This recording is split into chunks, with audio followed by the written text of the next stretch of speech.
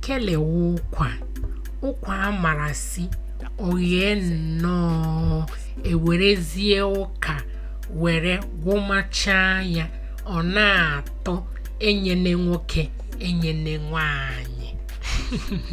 Ndị be anyị ekele m unu.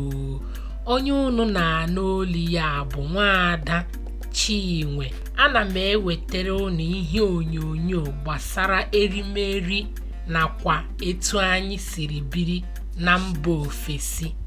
Biko, ana m ayọ ka unu kwado ihe m na-eme n'ihu akwụkwọ a site n'imetụ aka n'ebe a na-atụsa ozi a, tụsaa ya ka o ruo ndị ọzọ aka. N'ụbọchị taa anyị na-esi ụkwa. Ụkwa bụ erimeri ndị Igbo nke mụ na ezinụlọ m hụrụ n'anya nke ukwuu. Esi be anyị zitere anyị ụkwa na mba ofesi. Ana m ekele mma m nakwa ụmụnne m mere ka ụkwa ruo anyị aka na mba ofesi. Asị m Chukwu gọzie unu ga-aka zero n'aha Chukwu okike abịa ama. Ise.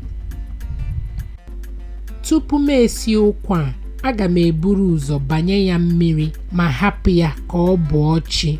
Nke a ga-eme ka ọ ghee nnọọ dịka ụkwa amara taa ma rikwee ya taa. Ka ọ bọrọ chi, aga m agbado anya saa ya mmiri, jiri nwayọọ gụsịrị ya na mmiri maka na aja na-adị na mmiri ahụ iji asa ya. Nke a dị oke mkpa ka ị hapụ ịta aja ma iriwe ụkwa gị. Ile anya ị ga-ahụ na eburu m ụzọ banye ngụ m ga-eji esi ụkwa tupu m emewe ihe ndị ọzọ. Nke a ga-eme ka ngụ a gbudoo tupu m azara mmiri ya wụnye n'ụkwa.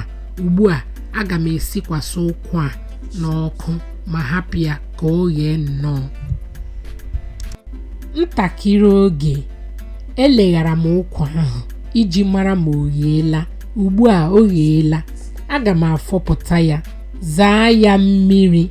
Ile anya n'ihu ụmụ m ị ga-ahụ na obi aṅụrị jupụtara ha obi maka na ụkwa wee erimeri ha hụrụ n'anya nke ukwuu. Ugbu a ibute anụ ma ọ bụ azụ zoo ha n'ihu, ha agaghị ele gị anya maka na ụkwa ụkwa dị n'ọkụ. Enwezikwa ihe ọzọ ị na-ebute ha ga-ekwe ele gị anya. Ihe anyị ga-eji agwa ụkwa a bụ ụka ndụ, ụgba, ose ndụ, nnu na mmanụ nri. Unu ma na ụkwa bụ erimeri na-atọrọ onwe ya ụtọ. Ị nwere ike ịṅụ ya etu ahụ, kama na anyị hụrụ nke agwọrọ agwọ n'anya nke ukwuu. Aga m ahapụ ka unu lee ihe onyonyo nke fọrọnụ. Ya dịrị anyị niile mma. Ise.